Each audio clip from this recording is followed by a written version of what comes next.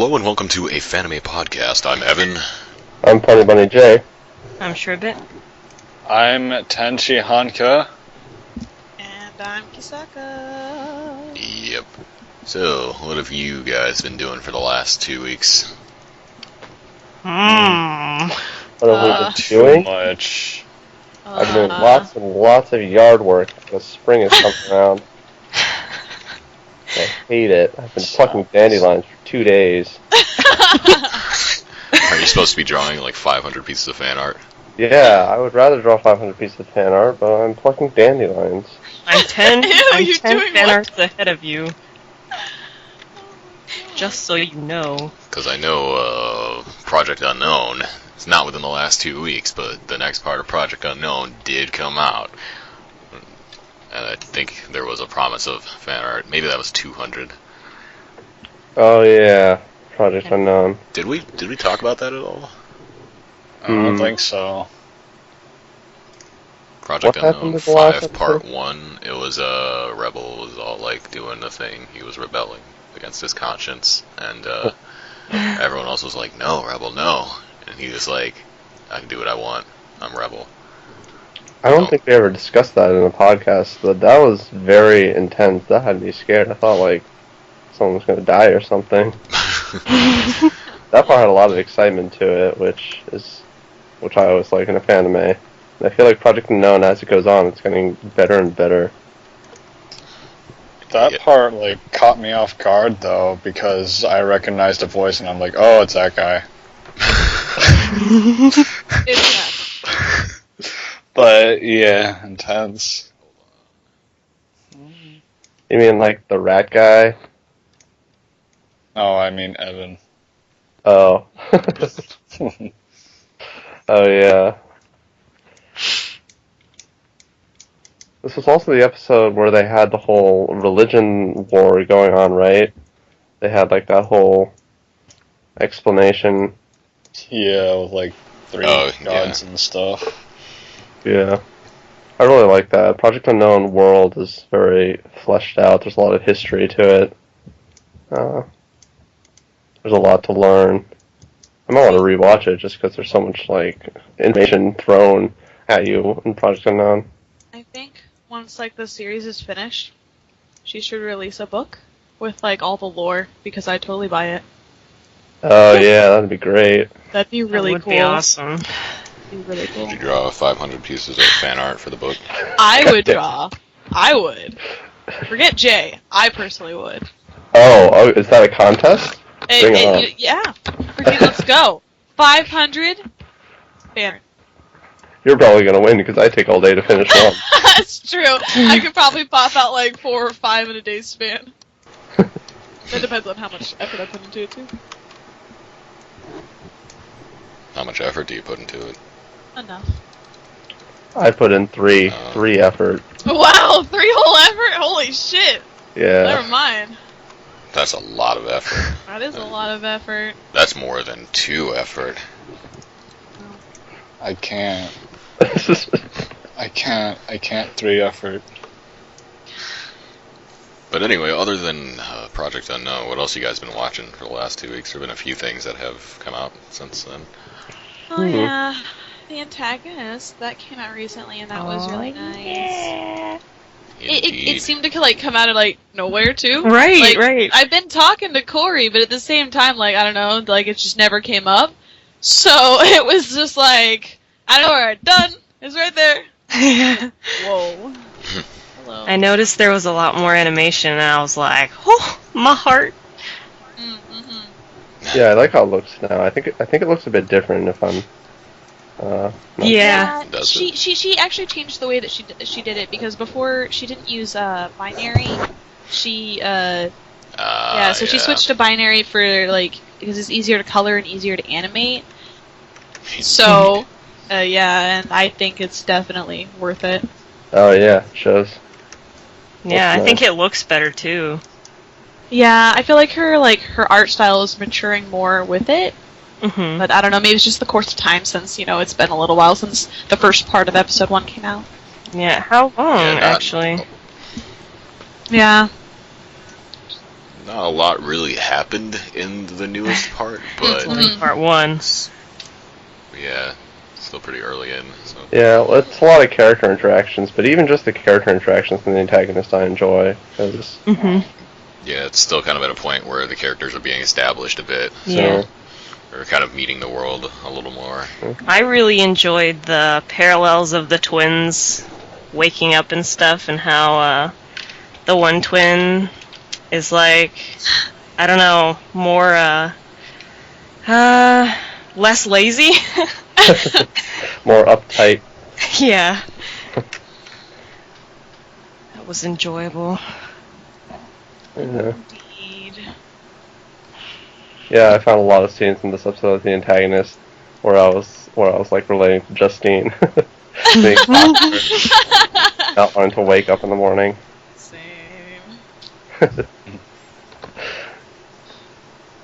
Depends on the morning. Well, nowadays, I don't have to wake up at a certain time because I have online classes, but if I have to wake up at a certain time, then I tend to stay up late, and then I hate it.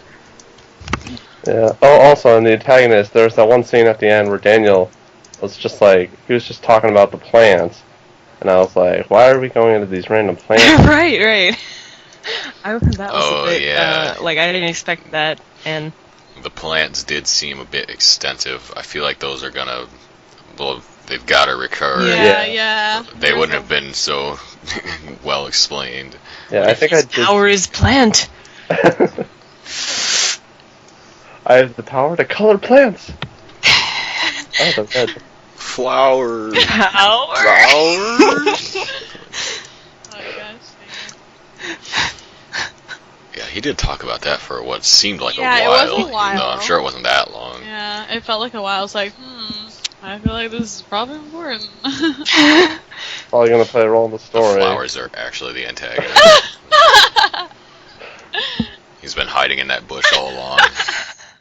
And just like one day he's just like, well, and he just like puts like a single like, just like a single flower up that's just like a different color, and they're like, wait a minute, what's going on over here? He's like, fuck, move my cover. Wait a minute, that flower's brown. Someone pooped on it. Okay. Take.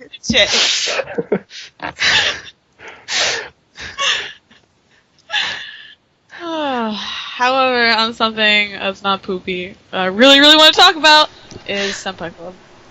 Senpai Club. Oh. I didn't Senpai actually Club. watch that. What? Oh. Well. I do like the opening animation. Oh yeah. Oh, And it yeah. disappoints. What? Is The that the writing, That was- the drawing. Yeah. Oh, I thought you were talking about like the actual opening. I was gonna say there wasn't Yeah. an opening on that. That was part 2. But Like what they opened it up with. yeah, it seemed pretty simple, but it worked it worked well. That budget though.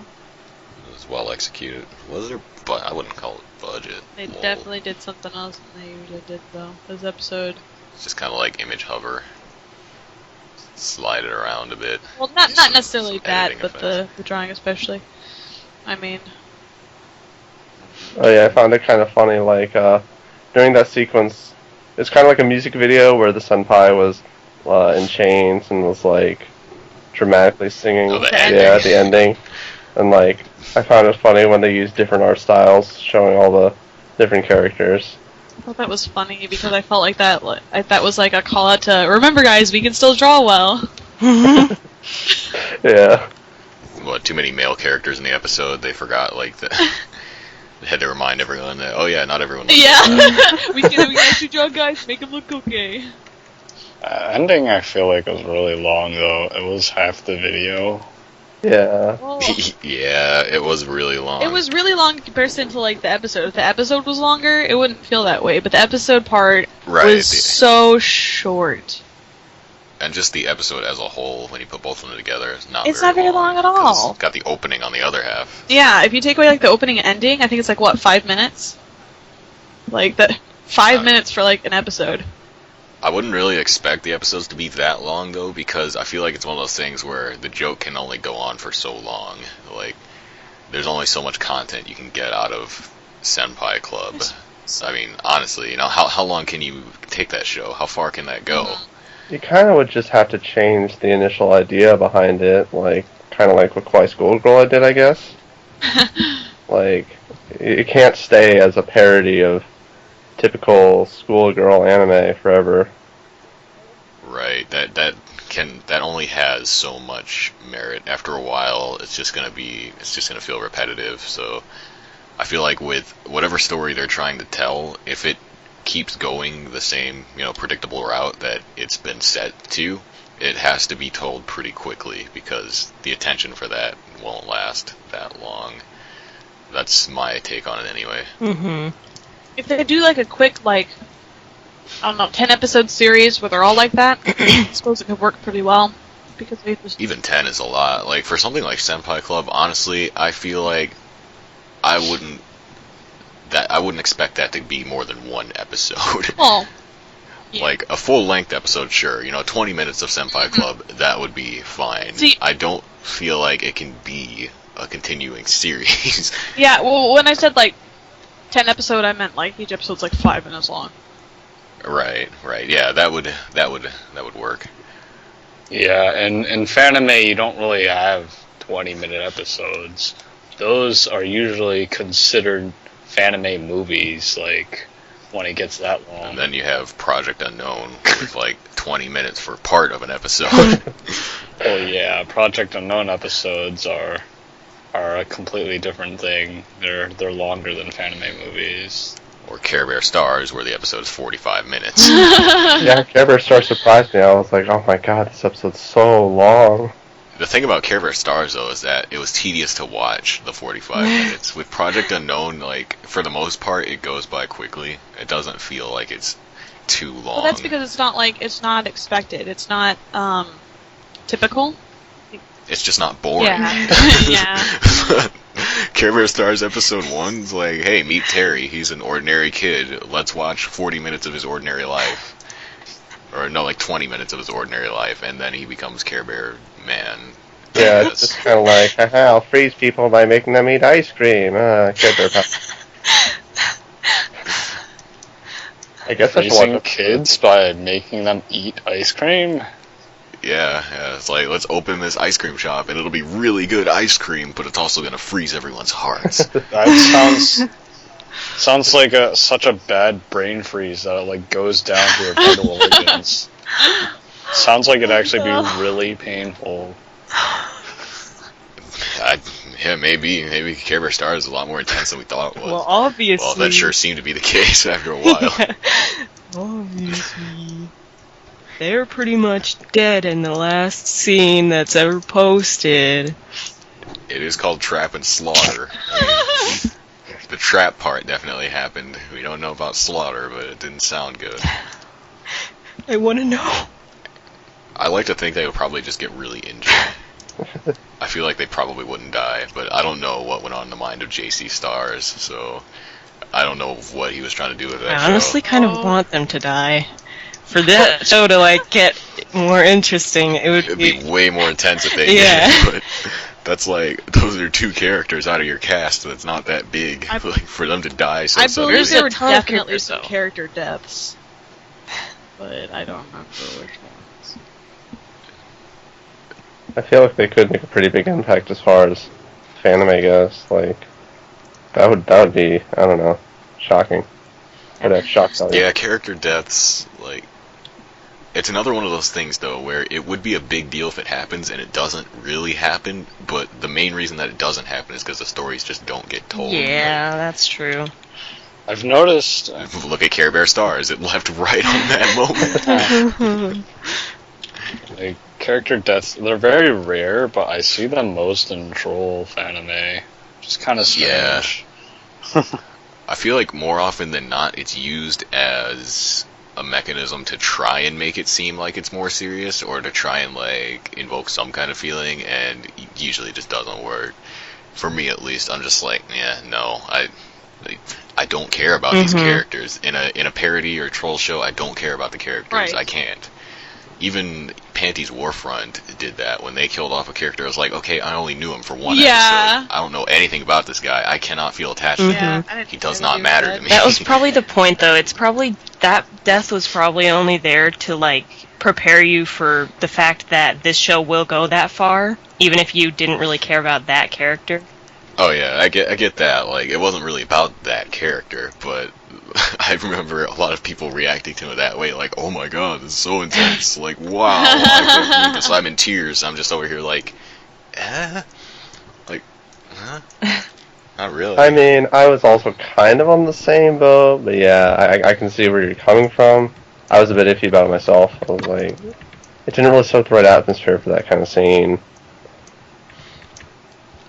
I guess it was like, mainly that in particular was just like unexpected, because it wasn't built up to it all. It's just like, lol, that happened, and then you're just like, wow, they went there. Yeah.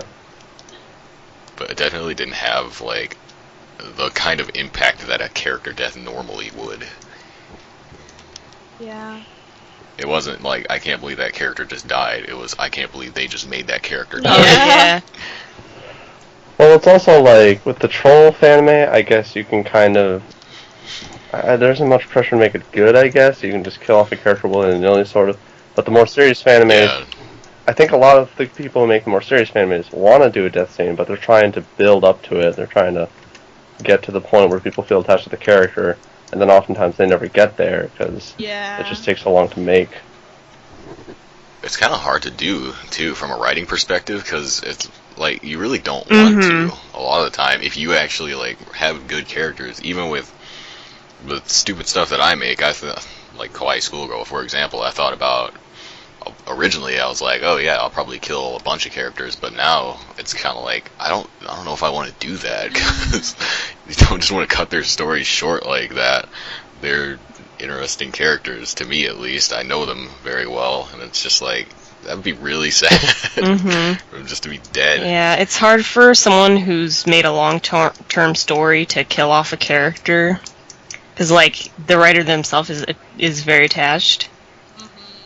So, I know. Even at the end of the series, it's kind of like, you know there's not going to be anything after that point for the show, but just the entire thought that, wow, that character doesn't get an epilogue at all. They're just dead. That's tough. Don't keep talking about it. Now I'm feeling sad. Like, now I'm just feeling sad about fictional characters.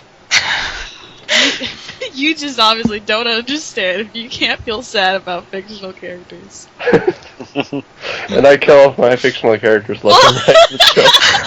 Yeah, well, I mean, your characters did like die. Sondor and Kai. Let's look at this here, okay? Died of laughter, though. It's like the best death. Made me cry so much. Me too, man. Yeah, the tears were real. They were real as I was doubled over while laughing. Oh man, freaking Train Step In is on hiatus right now, and I'm really, really sad. Oh yeah, like for 2 weeks. Yeah, but that's not really. It's like, it's not releasing right now anyway, so it doesn't really feel like a hiatus, because we're still waiting for the premiere. Right, but we're so close.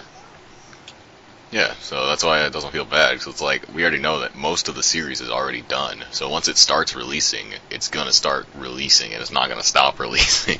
So, I don't feel bad about that hiatus, because it's not like we're waiting extra long for one episode, we're waiting for the whole series. Right. And we know that it's going to be there. But I'm impatient. I want it now. So excited for Train Step In. I think Fanime would have made you more patient by now. Well, and I actually know waiting a year and a half. well, the images and how close they're like to being done, and they talk about it. And then I'm just like, then I'm impatient. I'm like, I know that you're so close. I just want to hear. But then it's just like with the majority of stuff, they're like, yeah, I'm working on it. Then I'm just like, oh, whatever. I'm just gonna expect it never to come out. And then when it does come out, I'll be happy.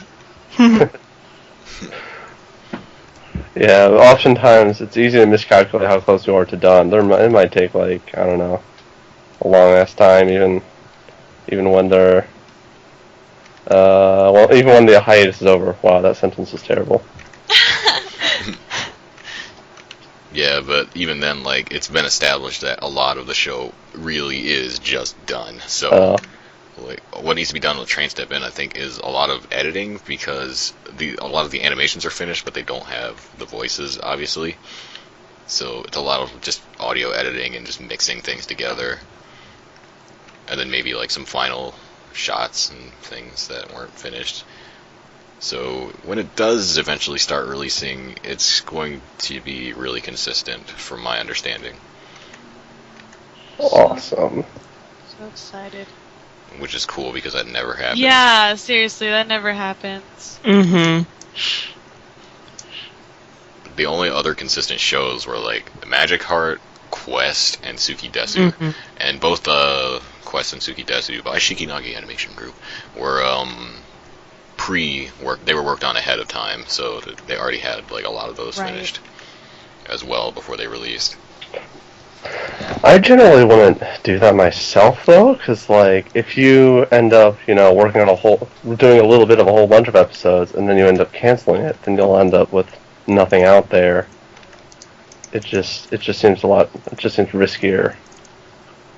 Just don't cancel it. Yeah. Well, what if you end up too busy all of a sudden, and it's like, oh, this has become a burden now? I don't know, because if you're at a point where you already have a good amount of stuff done, then even if you're busy, it would probably take longer, but I feel like you could still finish it.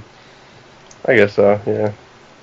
But I guess it just depends on the I guess you can kind of tell your own personal situation whether or not you'll have enough time to pull through with what you plan. Yeah. Or at least whether you think you will or not, because you always know how it goes, where it's like, hey, I can animate this amount of content in this amount of time, and then you don't. Yeah. Right. Yeah. It's like 1 month, that's plenty of time to finish an episode 3 months later. You're just like, oh, I guess it wasn't. Yeah, it's really hard to calculate, like, just how fast you can do something, because there's a lot of different, like, elements to it. You have to, like, stack them on top of each other, on top of, like ahead plans too, like, things that will interrupt your process on top of that. So, like, the numbers keep on adding up until you realize that it takes a year to plop out an episode. I feel like most people, they calculate how long it's going to take them by the best case scenario. So they're like, oh, well, I made, such and such in such a short amount of time, I can make a whole episode, and it would be really fast. But then you just don't think about all the downtime, and just sometimes you just don't feel like working on it, you've got other stuff to do, and just a general procrastination even. Yeah. You never factor those things in when you're figuring out how long it'll take you to do something. Yeah. Which, a lesson that I learned very quickly with Fanime. I feel like it's just wiser to plan as if you'd finish way later, and, like, I don't know how to explain it. What, saying, like, giving yourself a further deadline so that way you can finish it earlier? That's what there would be, like, a overestimating chance versus underestimating. That won't really work for everyone, though, because some people will just take that as a deadline and not work on it until the deadline's coming. Well, because, like, I always tell... It depends on the person. I don't always, but, like, if I'm expecting an episode to be out in, say, 3 to 5 days, I'll probably, like, tell myself it's going to be done in 2 weeks. So that way, when I do finish it earlier, I'll be like, yeah! Awesome! I don't know. I'm sounding really dumb right now. I don't think that would work for me, because it would be like, okay, this episode could be done in 3 to 5 days. It's going to be done in 3 to 5 days. I don't think I can lie to myself and have it work out, because I would just know that I was lying to myself, and there would be no, I don't know, that wouldn't work for me. Well, I guess my format only works for me. No, I see Princess too. Even though, like, it may sound like it kind of ruins everything, I feel like the best, or maybe not the best way, but the most guaranteed way to get your content done is to treat it like work. because like Yeah. you'll like if you've gotten homework done, how did you do that? You know, like what is the way to get yourself to do that? If you apply that to Fanime and animation, it might be kind of stressful, but I imagine that would actually get stuff done, though.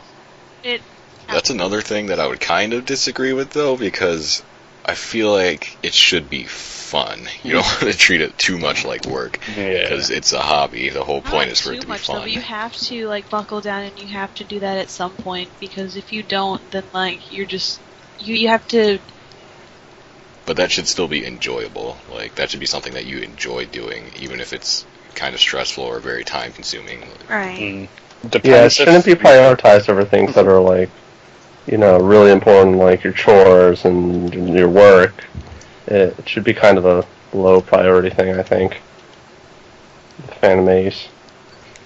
I think regardless of priority, it should be something that you enjoy doing. Like you shouldn't feel like you're forced to do it, because that's not the case at all. You're doing it for fun. Yeah, that's true. Unless you're not doing it for fun. In some cases, people aren't, where it's like, oh, well, you know, I'm an animation major, this is going to be my final. Obviously, you'll enjoy that to some extent, but it's more important than just making a web show for the sake of doing it. It's like, then it has more significance, I guess. I guess the choice really would be, like, whether it's more important to have fun with it, or more important to get it done, really. Yeah, I guess to some degree it might be good to push yourself if you really want it to be done. If that's the only way you think that you'll finish it, then why not motivate yourself by, I don't know. Because, like, if you do, like, let's say you should just have more fun with it, then it's probably better not to do it at all. If you're not having... Well, but then it's a question of why you're doing it in the first place. Yeah. I mean, in the end, not everything's going to be fun 100% of the way through. Yeah. So you're going to have times where you're like, oh, I don't want to work on this, but you do it anyway, because then once you get over that bump, you're like, oh, I really enjoyed doing this. I'm glad that I did that. I love this. Yeah, it would be the work parts for the parts that you don't like, and whatever for parts that are easier to breeze through, I suppose. Yeah. Like, for me, it's scripting. I'm having a hard time scripting nowadays, and I'm like, I don't understand. Words, they're boring, you know. It's kind of funny, because for me, scripting is like one of the best Right? parts. Because that's where you create all the fun situations that you're going to be portraying later. But there are some times where scripting is tedious, where it's just like, you know this has to happen, but it isn't like one of the really exciting parts, but you still have to script it. That can be kind of tedious. It's just like, yeah. Hi, good morning. Let's write a boring conversation, but it's necessary to the plot. It's Yeah. strange, because, like, sometimes when I get to the exciting part, that's when I feel like stopping. Because it's just like, yeah, I got the exciting part, and I don't feel like working on this anymore. I don't know why that happens, but that happens. That could also be a thing, though, where it's easy to picture in your head, but it's harder to put down on paper. Because actions can be annoying to script, for sure. Oh yeah, like a fighting scene, for example. You have to script hiya, take that, and just action sounds getting hurt. And you have to write down every single, like, motion. And then, yeah, it's also kind of weird to try to get voice actors to say those lines. Like, you need to say hiya. Yeah, but then they can't, and then they like say it really stiff too, and they're like, yeah, and I'm like, Or they whisper. Hurry, Zoe! Get that out. I'm gonna kill you. But if I skip Whispers. over it entirely. But yeah.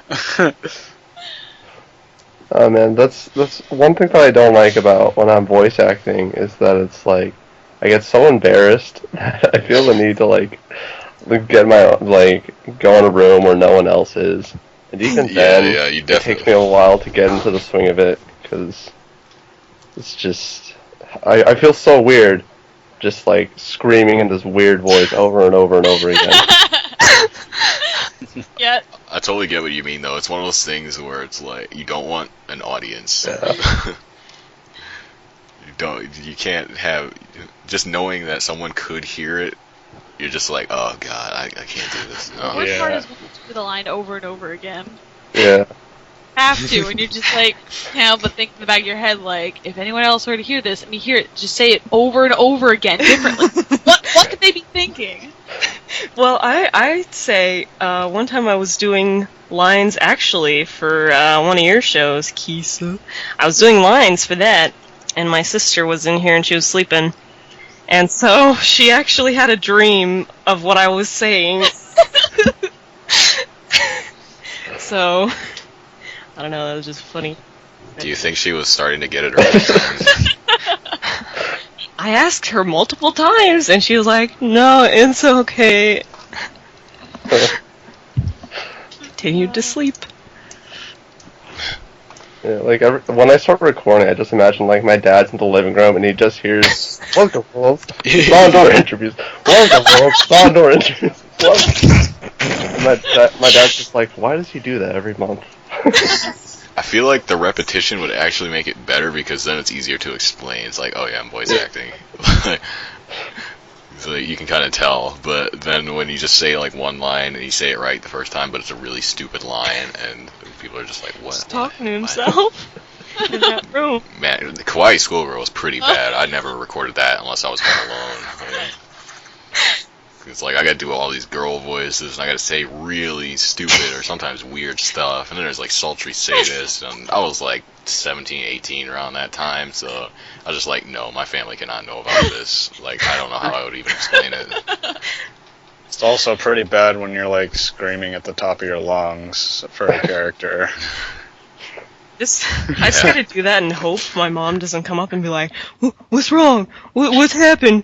And I'm just like, Pookie's just really hurt, okay? That reminds me about the last time that I was like recording some lines, and they were yelling lines, and like lines that kind of sounded a bit alarming, and I was yelling and kind of like screaming a little bit. And I just remember, I'm just like, I hope my roommate doesn't come in. I wonder what's wrong. It's definitely worse for me now, though, because I live in an apartment building, true. and it generally has thin walls, so it's like, the people that could potentially hear me, if I'm like really screaming it out, like, these are people I don't even know, so what are they thinking is going on? I can't even explain it to them. If they come to my door, or they call the police or something, and I'm like, oh, I'm just voice acting, and they're just like, what? That would explain why the scream was exactly really the same awkward every time.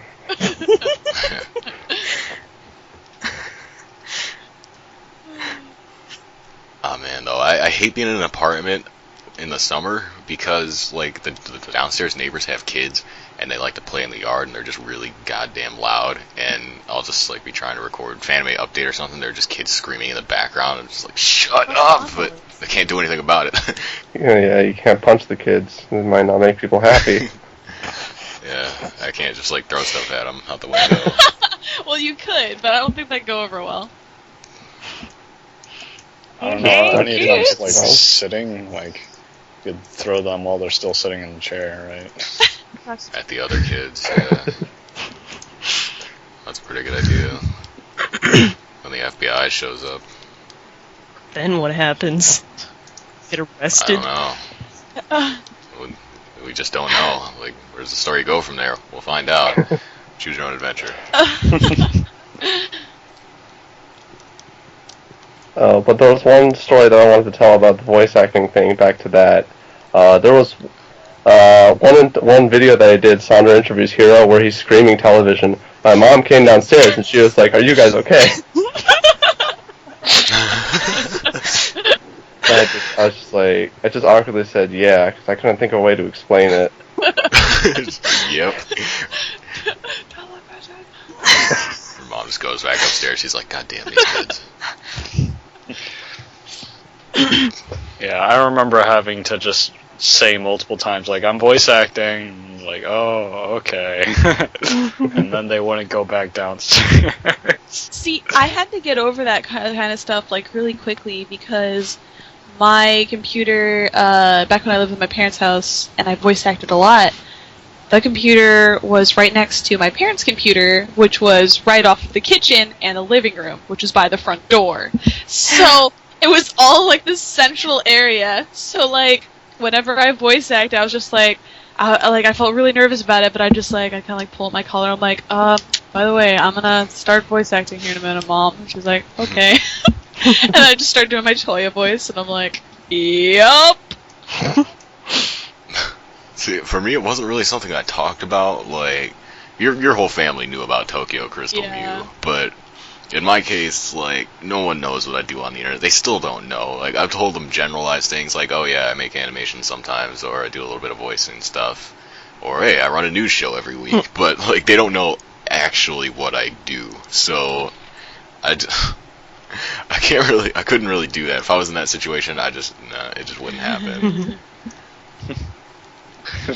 I just imagine a Fanime update where you're, like, whispering, like, yeah, There are some of them that are, like, really quiet, because, like, I normally like to record stuff, like I said, when I'm home alone, and I live in an apartment now. I have one roommate, which is also my sister, but sometimes it's Friday, I gotta do Fanime update, and she's home, and so I just, I talk really quietly, or just, like, more quietly than I normally would. Like, you get the silent edition. Actually, I think last week's was kind of like that, like, hey, I'm having a Fanime update, and lean in really close to the mic.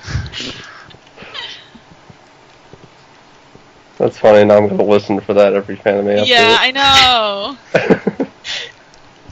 I don't know. I feel like you could probably tell if you listen for it. It's probably... Yeah, I never obvious, noticed it, but I never listened for it. I know it was really bad in some of the first few ones, and I still had this trash mic that I was using. I can't believe I started Fanime Update with my headset mic. See, I can't really tell. I went back and I watched them, and I'm like, I can't really tell. Oh, it was terrible. The first, like, two or three, I think, were headset mic, and it was really bad. It was really bad. One thing that I've noticed is that I generally don't notice bad mics unless they're in the same video as someone with a really good mic. Yeah, if everyone has a bad mic, it's just like, that's the quality.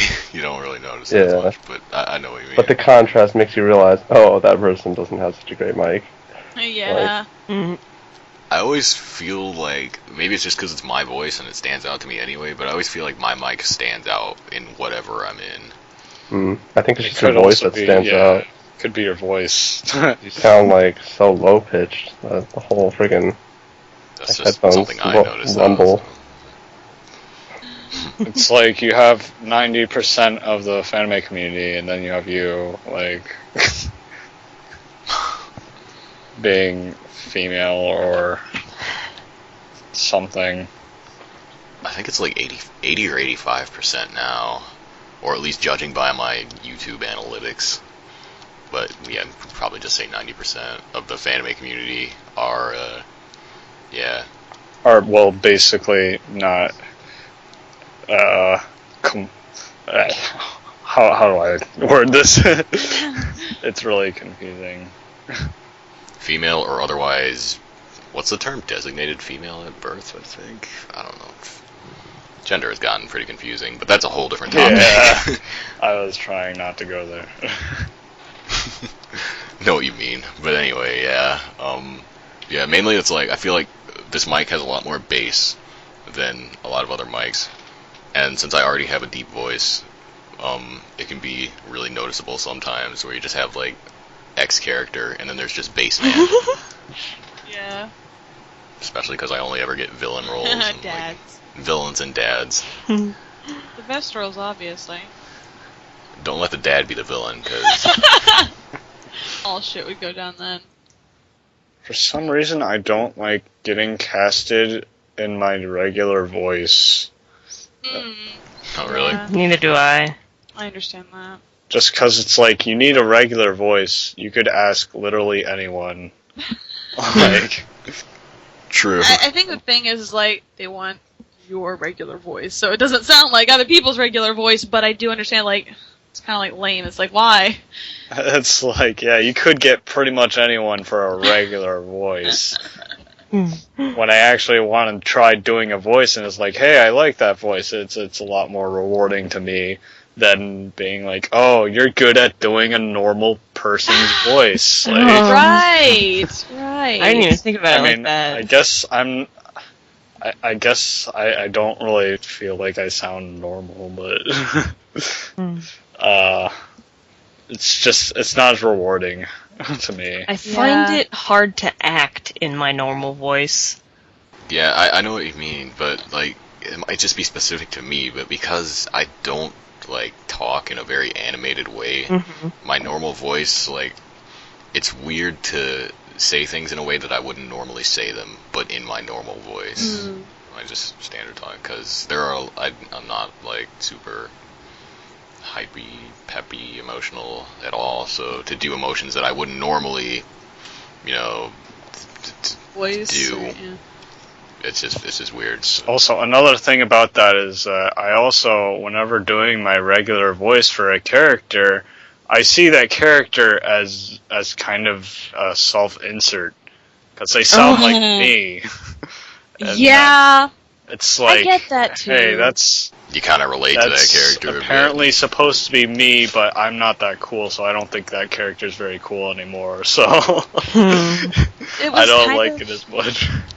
It was kind of that way for me when it came to me voicing Kisaya in a Demon Hunt, a visual novel series on DeviantArt, because the person who had me voice Kisaya wanted my like regular voice, and I almost feel like I hated the character more after like I voiced her because of like how much different she was from me, but like all in negative aspects. And I'm like, no, why am I voicing her? And she sounds like me. I mean, kind of. I mean, obviously she's not gonna sound. You know, I'm going to act, but still, like using your regular voice to voice act. It's like you like you said, you can't help but like. I don't know. At least I personally can't help but dislike the character. It makes it seem like you really aren't voice acting to begin with. Yeah, it took me like... It's not really acting, it's just your voice.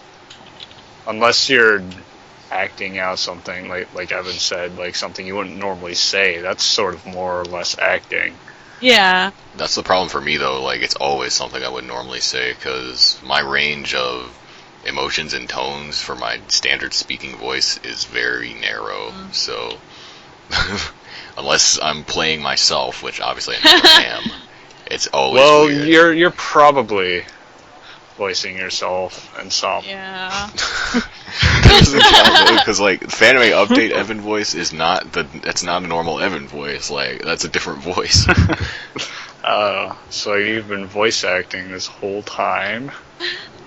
I guess you could say that. Yeah, your voice is absolutely different when you do Fanime Update, because you just speak differently than you do when you speak casually, like with us.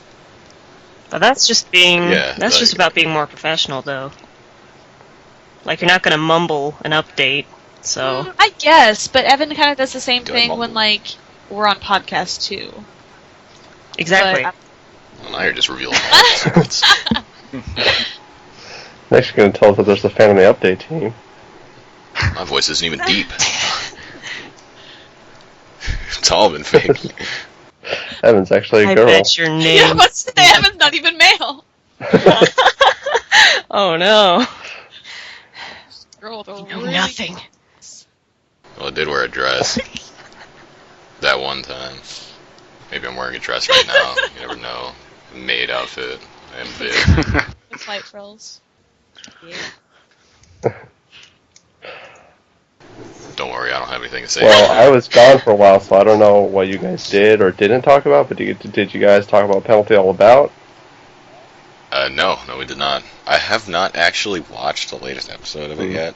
Yeah, I don't actually remember. I don't really know what it's all about. I don't remember Viv doing too much in the most recent episode. Viv didn't strike me as an important character, really, so I'm not that surprised.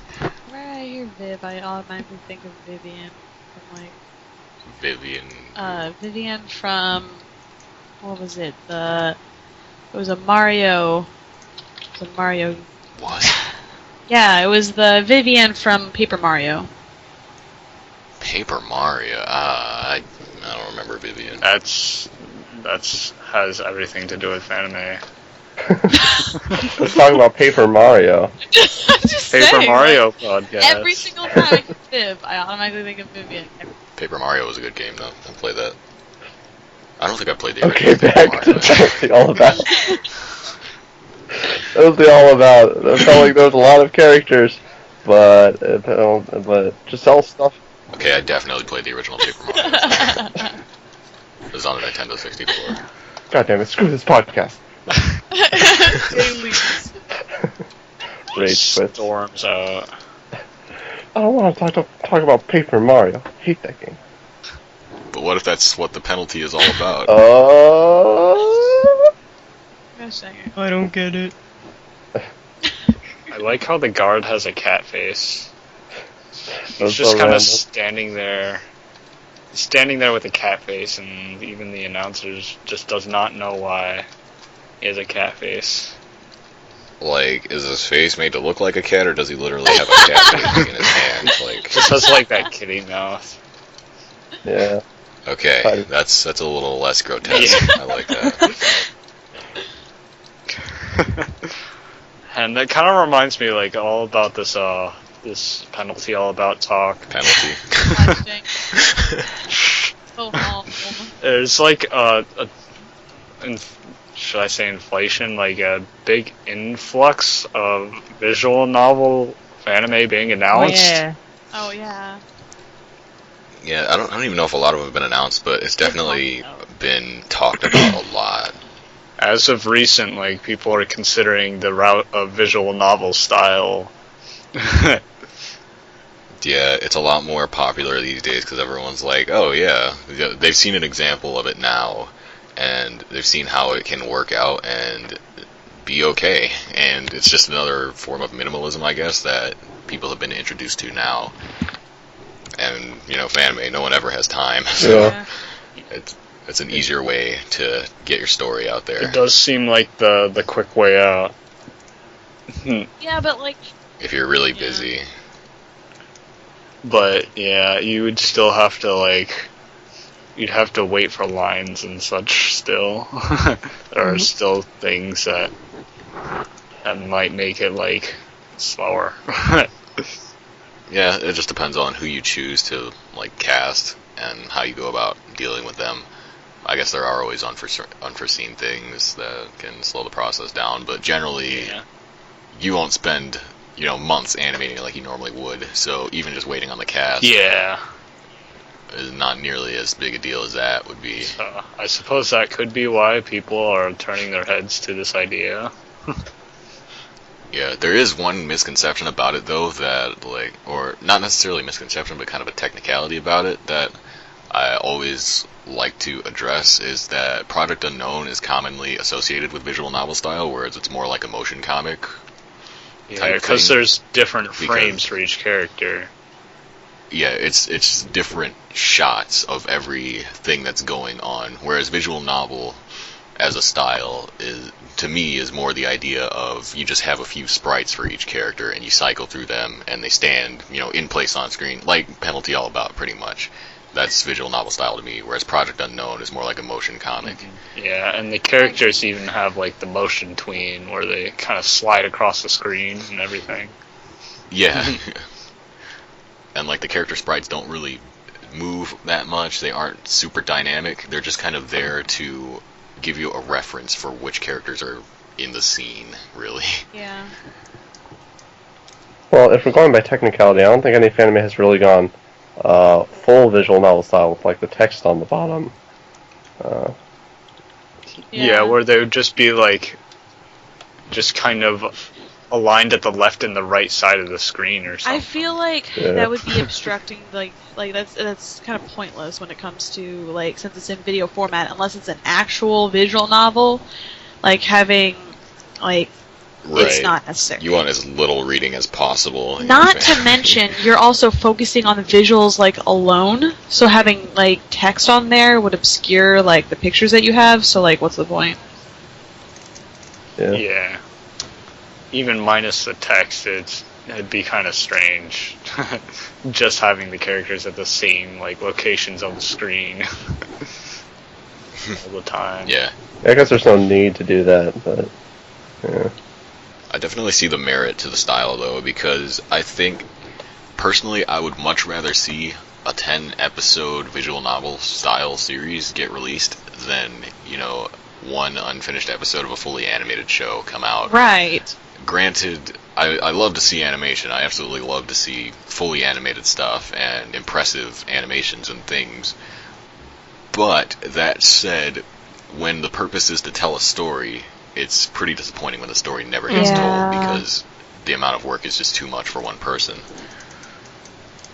Yeah, I guess one way of looking at it is that it's not just like one fully animated episode versus one visual novel episode. It doesn't quite work like that. People can get more content out this way.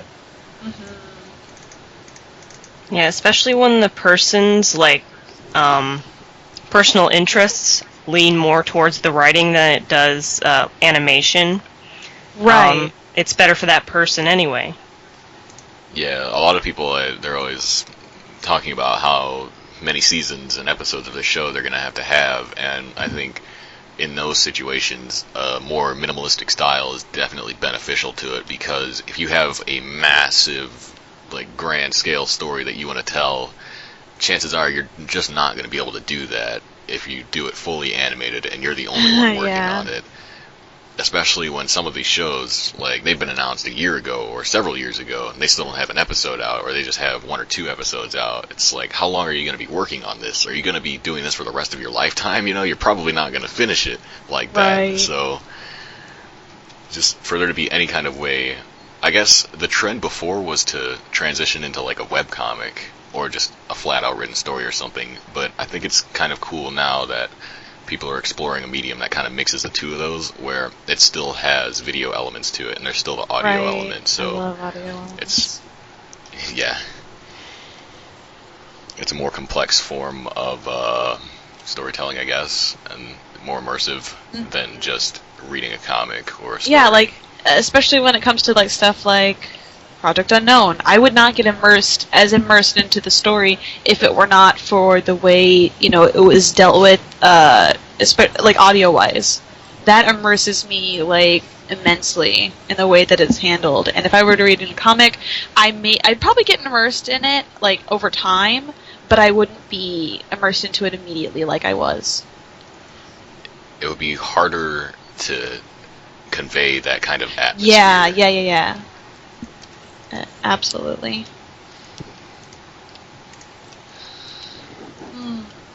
But yeah, I'm looking forward to, like, if people do end up finishing, you know, and doing this whole thing. You know, that'd be great. I feel like even though it has, like, the ups of being able to finish and get content faster, it does also have its cons of not being able to, like, visually show as much. Like, for example, I don't think an action series could really be done in visual novel style. The only way you'd be able to do that is if you were to do lots and lots of not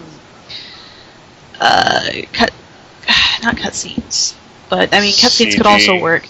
No, just like pictures, action shots. Because, I mean, that's another thing that visual novels also have. They don't just have the sprites, but they also have, you know, the shots in which you see other things happening, which is either important or like, we could show this instead of just the sprites. And that's what... Also referred to as CG. Yeah. Oh, I didn't know that. I'm sorry. Yeah, that's what they call it. Oh, I'm sorry. I had no clue. I feel really dumb now. I know what you mean, though. Like, I feel like that could be made to work. It wouldn't be as impressive as watching a full animated action show. Absolutely not, yeah. But you could still get the message across if you really wanted to do that. Yeah. Like, I've seen that done before, but I just feel like it's more limiting. Like, if you really want to show something, like, I don't know exactly how an action looks, then that is something you would not be able to do with visual novel style. Cutscenes. Yeah, I feel I mean, like, especially if they're describing, like, how the action looks as well, that would not work. Even though that's not going to happen. Well, see, you wouldn't have to describe it, so to say. I mean, there were radio plays back, several decades ago that had action scenes, and you could only hear them. So if you have any kind of visual element to an action scene, and you can hear everything, I feel like you can kind of fill in some of the blanks on your own, and it can still work out. Obviously, it wouldn't be as satisfying as watching the full action scene play out, but I think it could still be made to work. Yeah, but I definitely think visual novel style is favorable for things that are dialogue heavy. Yeah, and there's also no reason you can't mix the styles a little bit. So if you want to have like a really big action scene, you could animate that and then have like some of the slower moments just kind of be visual novel or motion comic. Yeah. That way, like, you prioritize the parts that you really want to animate, and then just don't really worry as much about the other parts that aren't as visually striking anyway. Yeah, that could work. Like, there's no reason you can't mix it up and do it your own way. There's no set rules, rules you have to follow. To bring up a terrible example that I always bring up all the time, if you look at something like Homestuck, bear with me for a minute here. Homestuck, it's a comic. It's a web comic, and a lot of the time it'll have these panels. It'll just be one panel, one picture, and then there's a text conversation between two characters or something like that. And that makes up most of the comic. But then there are some scenes where they're like really climactic or just pivotal scenes where it'll be a full-on flash animation that you watch. So I think something like that, it just kind of further proves the point that you can mix the medias a little bit and it can still work out. Right. And knowing the success of that has shown. People love it. I mean, I feel like Homestuck, especially in their, flash animations, they definitely capture, like, the intensity of, like, what they were trying to show, and they would not be able to, like, they would not have been able to succeed in that if it were all just in comic form. Not in the same way, at least. Right. So you can always complement different aspects of the show in different ways as necessary. And I feel like that's, well, obviously it's something we're seeing more of already, but that's definitely something we're going to be seeing even more of in the future, because it kind of just makes sense, to be honest. And at this point, I feel like we should have more stories told. Yeah, I agree. I want more content for my brain. Want to learn things about new places and new people. I don't want to just... I don't know, there's like... Refer back to Care Bear stars all the time. Yeah. Yeah, it's like you can have a very pretty episode 1, like looking at something, what's a good example? I feel like 20 Galaxies. 20 Galaxies. I didn't want to choose something too modern because I felt like that would potentially sting a bit. But yeah, when you look at 20 Galaxies or something similar to that, it can be a very, very good looking episode. But then you have a series as, simple and even sloppy, to be honest, looking like Jungle Book. And that being a finished story holds more appeal than, the one really nice looking episode, because it gives you more to think about. Absolutely. It's like you can watch a great animation, great art, but if it's only a 5 or 10 minute episode, that's all you had to watch. There isn't really much to dwell on there. It's kind of the stories that really keep you coming back. Yeah. The only thing that would hold your attention is just like, I wonder, what else is going to happen in that. But then you can only wonder about that for so long based on the information you have, and then you just stop thinking about it. Yeah. When your questions never get answered, that it kind of loses appeal over time. Yeah. But to call back my example, well, your example, I didn't bring up 20 Galaxies, you said it. But, I really like it, but it's just the Fanime by itself. to give a shout out to 20 Galaxies, it has 2 different comic adaptations that are long running and have several hundred pages each. One of them actually finished. So if you do like 20 Galaxies, you can go read that. The entire story is there. That exists. Yeah, that's a good alternative. So that's one of those things where it's like the story's already done pretty much, and it's just the animation is kind of like revisiting it, kind of like a side thing. It's not the entire story. The entire project isn't the animation. It lives in other forms, I guess is what I'm trying to say. Which is something you don't really see too much in Fanime at all, where someone will have a comic and then turn that into their Fanime. Yeah. Not... It does happen, but Yeah. not often. Looks at Sonder goes to school. I was thinking about that, but I don't like to bring up my own stuff too much. I can relate. But also, I didn't release the comic to the internet before making the animated version, so most people just saw the animated version.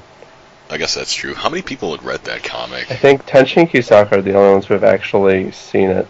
Nobody else? So you made the comic in school and you didn't show it to Oh, well, I anyone? showed it to my friends. I mean, just people in the Fanime community. Oh. Okay, Goes gotcha. to... Like... So do you think there's, like, well, I guess you probably still know some of them, like, I think maybe out there someone is a bigger Sonder Goes to School fan than people who have seen the show, just because they read the original comic back when it was No, made? that's not the case. The people... my high school friends, they just read it once and they're like, haha, that was funny, and then we didn't talk about it anymore. It wasn't like they want to draw fan art for it and, talk about it. Fair enough. Yeah. See, that's when, like, one day, they're just like, man, I remember this one thing Jay did. It was called Sondor Goes to School, and, like, they just randomly Google it, and your thing comes up, and their mind's just blown. What if they can't remember what it's called, though, and they're just like, Sandal goes to swim or something, and just end up looking at something completely different? They're just like, oh yeah, this is what it was, I remember this. Well, my closer friends, I'm confident they'll remember Sondor's name. I would be disappointed if they didn't. Because he's one of my most, he's one of the OCs I talk about the most. It kind of reminds me, though, vaguely of this stupid series of comics that I had with some of my friends in middle school when I was, 12, where we would each make different renditions of it. We would all have our own different little stories to tell with it, and they would all just kind of be like one punchline jokes. But it was called Smiley Dudes, and the punchline, or the slogan, I guess, was "Let's go blow stuff up." And so every cover of Smiley Dudes comic would have someone on the front of it saying, "Let's go blow stuff up," and it would just be whatever story it was.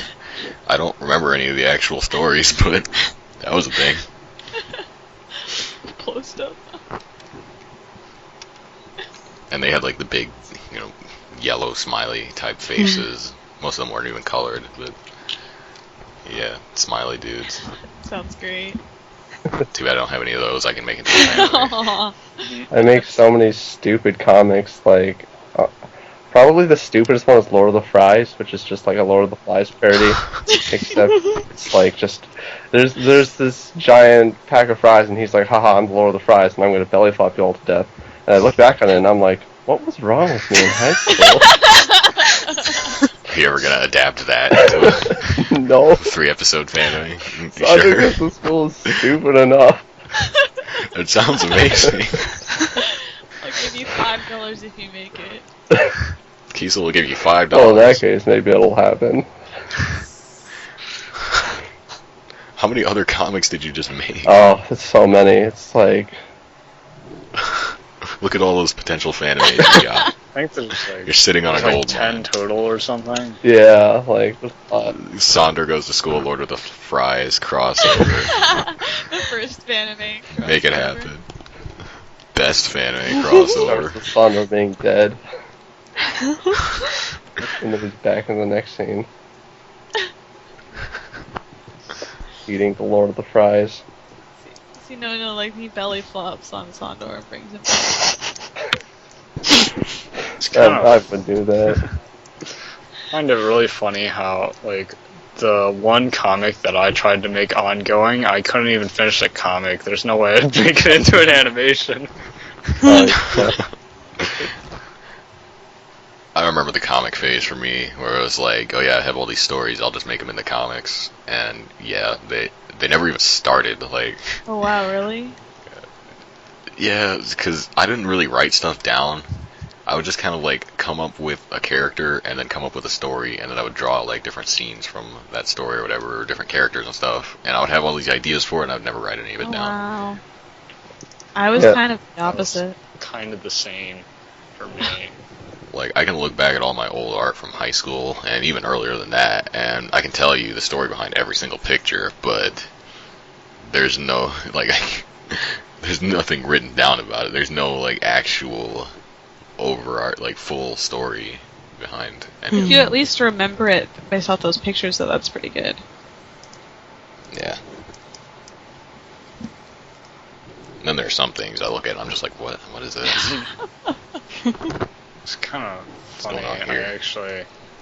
There's kind of like, well, I guess more like reasons as to why I've made like each song that I've made. Like some of them have stories behind them as well. But then there are some that I look back and I'm like, why did I make this one? What the hell? Like that techno rap one in the theory video. That was one that I just didn't remember. And I'm like, this is so perfect for the video. So perfect for Suka's theme song. Yeah, exactly. And some techno rapping, whatever that means. Suka. The funny thing about that video you made of, I don't know what it's called, Tenchi made a conspiracy theory video for Quiet Schoolgirl, but it's like, now I've seen a lot of people talking about how they think Suka is going to become some kind of important character in the story, and like, I can go ahead and tell you guys right now, Suka is not important. I don't believe you, Evan. He's a nice masterful. I'll say this much, he becomes more important than he is now, but he's not exactly a main character. Like, it's also funny, because that was a joke, like, a complete joke. There was no... Yeah, some people took that and ran with it. Like, I was trying to imply a different theory in the video. Tried to make it clear, but yeah. Oh yeah, like zooms into handsome hot guy and he's like the 8th. Yeah, I thought that. I thought that too. I was like, oh man, but then it went in a completely different direction. Well, I can also confirm that handsome hot guy, not the 8th Guardian. Well, it's already been established who the 8th Guardian is, but... on a related note, it is really fun to see theories that people have, especially for my own show, but just in general. That'd be pretty fun to see more like theories that people have for other stuff. Yeah, that was fun to watch. Even just when people just speculate things about other shows and stuff. It's always entertaining. I even liked you never know the random Fanime conspiracy theories that Peggy made. Just I guess I'm Obama. Well, conspiracy, I'm Obama. But I don't know. Yeah. Even stuff like that gives me a chuckle, like here and there. It depends on what it is, I guess. I guess that's just sort of random, and I like it when there's substance behind it. Yeah. I think the other one had more, like the one about Naoko. That one had, like, some sort of reason behind it. I don't remember what that one was. Yeah, me neither. But yeah. Like, give a reason, and then make your theory off of that reason. I feel like you could totally make a Project Unown theory, because there's enough elements to put something together. I guess that's another prerequisite, though. It does have to be a series where you know a lot of different things, but there are also still mysteries left to it. Yeah. Like, it has to be something where you can get creative with it. Like, Care Bear Stars, there probably isn't a lot to theorize about that, because the basis of the plot is pretty much just good versus evil. There aren't really that many twists. It's just kind of a question of, do the characters die, or do they not, as an example. And that's a question that would be answered by the show. Oh yeah, needing a lot of questions answered reminds me of Insanity, because Insanity started building up a world, yeah. but there's a lot of like pieces that aren't quite put together yet. Mm-hmm. Yes, Insanity Episode 1 Part 2 just came out last week, I think, after a very long time, but it's great to finally see it, and yeah, I gotta agree, like, it kind of introduced this world, but didn't really explain the world very much, so the setting is a little bit mysterious at this point, and the plot is also very mysterious. Mm-hmm. Yeah, but I do appreciate, like, the attempt at building a unique world rather than just, going with something ordinary and simple, I guess. Absolutely, the world does seem very interesting. I definitely want to know more about it at this point, because I feel like I don't know enough about it. Yeah. That'll come with time, though, I think. I guess it all depends. Definitely. Yeah, I definitely do like it so far. Yeah, because there are demons, apparently, there's magic, there's a 10-year-old girl. Where are her parents at? Why does she have parents? Why does she have this doll? Why is this doll so important to her? And what's the deal with the wall? You know, like, and who are these people that are now coming after your girl? I can't remember her name because she got out of the wall. Why does she have to be inside the wall? You know, just all these questions. And then there's just questions about the world in general. Again, like I said, there are demons, there's magic. How do all these things relate? I also don't understand, or not understand, but I'm just like, how could she just kill that guy? Nobody riots against her. Nobody just how? What? She was really a freaking. It's like, oh, you make fun of me? I'm gonna kill you. I was like, I thought she was just gonna beat him up. I was like, no, she just fucking killed him. She just goes home. Like, oh my god. Yeah, bye guys. Wow, You won't make fun of me now. Well, yeah, we know so little about the world, though. There might not be an authority figure within those walls. I mean, probably not. It seems like the authority is outside the walls. Yeah. But there's also the question of just what kind of time setting it's in, because it seems like there are a lot of modern elements, but it's also very fantastical, medieval kind of feeling to it. So that's also a big question of whoa, what kind of time is this world, and what kind of technology is there? What other things exist? I sort of just assumed that it was its own universe altogether. It doesn't really, it's not really a parallel to our timeline, if that makes sense. It's just kind of its own thing. Yeah, I would assume as much, but it's just what level of advancement are they at in this world? Yeah, that would be a helpful thing to know. It's just something I wonder about. I feel like that'll become more clear as more things are shown. Obviously, when you see what kind of technology they use for whatever things they do, that'll kind of paint that picture. I feel like for this show, we would have to wait just to see more episodes, because a lot of those, they would be answered. A lot of the questions that we have, what I'm trying to say here is that if someone's thinking about making a theory on a show, there has to be more answers to the questions, so that you can actually build off of those answers to get even more answers. Yeah, you wouldn't really be able to grab any evidence. You just throw in a theory. There'd be nothing to support it. Yeah. Okay, I have a theory. The main character girl, I still can't remember her name, she is the authority figure. That's why no one questions it when she just kills a guy. And that's why everyone wants her to go back in the wall, because yo, we need you in there. You're the authority. Everyone in there is afraid of her because they think she's a witch. So there you go. There's my theory for Insanity. Good theory. Pretty good, but not quite as good as the Suka theory. Starts shaking. It's how'd you do?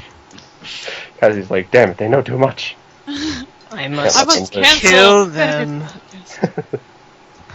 Yeah. Walks over and slashes us. Actually, I feel like one of my questions was kind of answered. They did use a tracking device in the episode 1 part 2, so that tells me that there's a relatively modern level of technology, if not even futuristic. True. But I still understand what you mean with like the.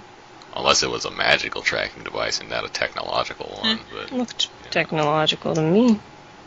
Sounded technological to me. But you never know. Maybe it's like the antagonists use technology and the protagonists are magic users, and they're like, "Yo, you can't be using magic. We gotta put you in walls." That's my new theory. Magic people get thrown in the walls, except some of them don't have magic, and they just get cut up by the people that do have magic because they're 10 years old and they can do whatever they want. Exactly. I feel like our idea of Project Unknown releasing a book with all the information about the world and saying they could do the same thing, it might help answer a lot of questions. Yeah, we don't really know a whole lot of information about it, really know, because most of our questions might be answered, within the series. Yeah, most likely a lot of them will, if not all of them. Really, I feel like Project Unknown's world and stuff is so fleshed out that they won't have enough room to fit all the lore in. Oh yeah. I feel like going on this. I feel like train, I guess, but with Project Unknown, I think all the important lore is obviously going to be explained in the series, so anything after that is just going to be side information, kind of novelty even. Gives. Unless they're spin-off series where other things are more important that weren't to the main show. But the entire point of Project Unknown is that Rebel and Addison have to fix the timeline to stop that future from happening, though. So if they succeed, that entire world ceases to exist afterward. So that's so sad to think about. It's so sad to think about. So really, going back to characters dying, if they succeed in what they're trying to do, every character except for those two dies. Oh, let's not talk about characters. I'm gonna get sad again. They have no epilogue. That's a very negative way of looking at it, because how I look at it, this is a terrible, miserable future where nearly everyone's dead anyways. They'd be saving more lives than they'd be killing. Yeah, but they still lose all those people that they met. I don't know how badly killed enough lives as it was. What's a few more? I'm not saying it would be better off. It's just when you think about it, every single character that you get to know in this show, except for those two, and maybe whoever else got pulled through the time machine, they're all gonna die.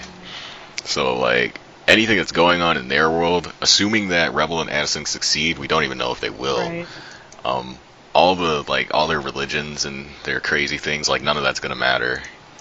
True. Goodbye. It's kind of funny to think about. There's another Fanime that I feel could definitely have a book of lore that I think I would need the book for, which is the Onion Girl. Oh yeah. I don't understand anything going on there. The Onion Girl gives me very fairy tale kind of vibes. Yeah. As in actual fairy tales, not the anime fairy tale. So it's one of those things where it doesn't make sense and it's not supposed to. Yeah, I think especially that's my impression. Beanstalk ending. So. And there's a character with no hair. Yeah. And the curse of onions. Doesn't even have a nose. And then the supposed transformation of this girl into her mother. I'm guessing. I do kind of wonder where the onion curse came from. Yeah, because in the ending she has hands, normal hands. And it's it says she's been cursed, so it's something that just happened. I wonder what the backstory on that is. I guess we'll know eventually, or maybe we won't, or maybe we'll just know about her life after the curse, and it'll never be unlifted. Maybe that's just the rest of her life. Her parents left. Maybe we'll just need to make more theories, Indeed.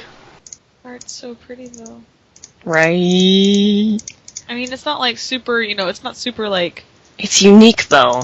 That's the thing. It's not like everything else, and it's not too. It's simplistic. I suppose the word is the word I'm looking for.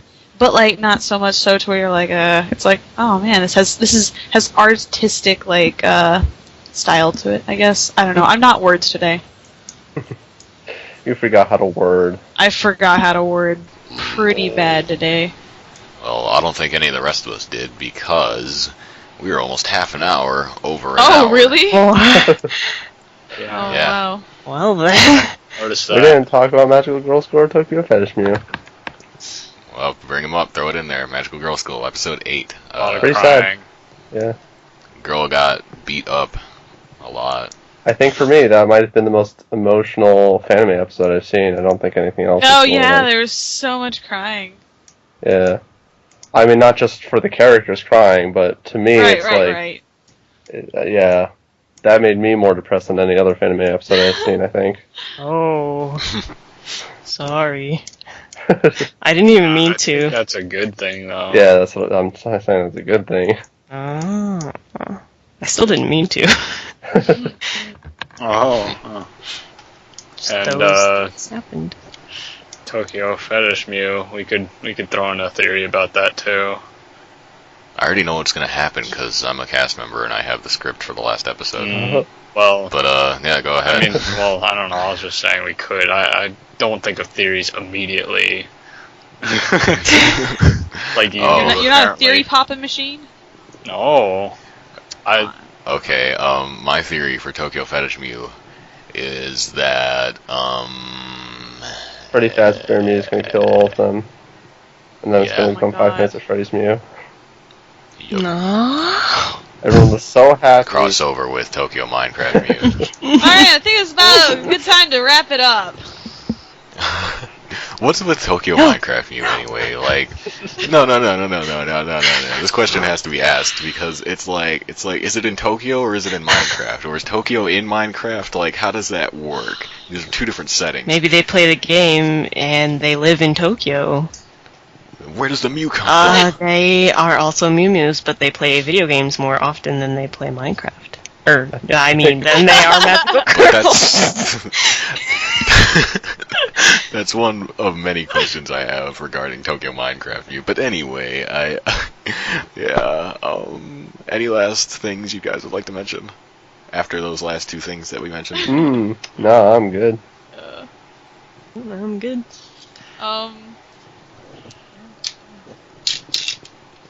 Peace out. Very good. No? Okay. Six then. Storms looks cool. Okay. Corey likes mug cakes. Bye! Bye! Goodbye. An eternal Negima. Bye. Oh, yeah. Don't forget to watch. Oh, yeah, I And watched. Tokyo Crystal Mew. Watch Lenren Bill Twin. It was the And best. Lenren Twin. Huh. Shout What? out to Lenren Twin. Gosh dang it. Double Y.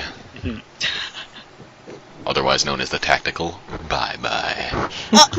Oh.